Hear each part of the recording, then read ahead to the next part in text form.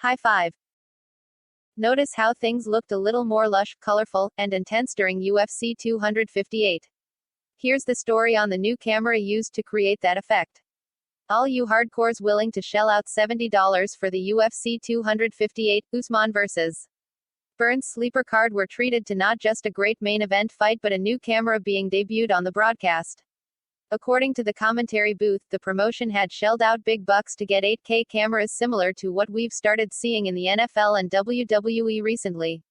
You don't need a crazy 8K television to get the effects of this 8K camera. The whole 8K hype surrounding all this is actually pretty bunk, but we'll get into more detail on that in a moment. For now, let's just share a couple of clips filmed on the new equipment so you can appreciate the overall look that was generated. Okay, so now onto the technical details of the new camera. According to the UFC's Jeff Botari, it was a Sony A7R IV DSLR with a 35mm 1.4G master lens. While technically you could call this an 8K camera as it is capable of filming 8K resolution, we can pretty much guarantee it wasn't filming at that resolution, or even downscaling from 8K.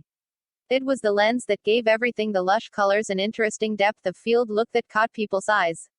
All the extremely crisp close-ups of fighters with the blurred backgrounds. That's known as bokeh effect, which is caused by the extremely wide aperture lens filming at high speed. It's used to amazing effect in photography and cinematography and is now starting to show up more and more in sports. We're sure some people will hate it, but we're kinda down for any new aesthetic that differentiates 2021 UFC broadcasts from 2012 ones. While most shots were complete wins, it seems like the UFC still has some kinks to work out. As mentioned before, the A7R IV is a DSLR-style camera, not one of those big shoulder mount cameras. There were focusing problems, which we suppose are to be expected when you're going for such extreme bokeh.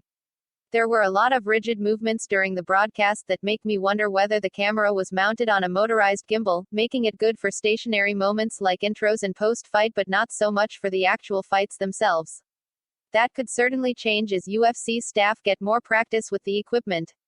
But overall, A++ cool effect, UFC.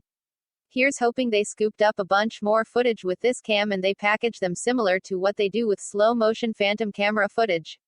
Let us know what you thought of the bokeh aesthetic in MMA, maniacs. Punch the like button and kick the subscription bell.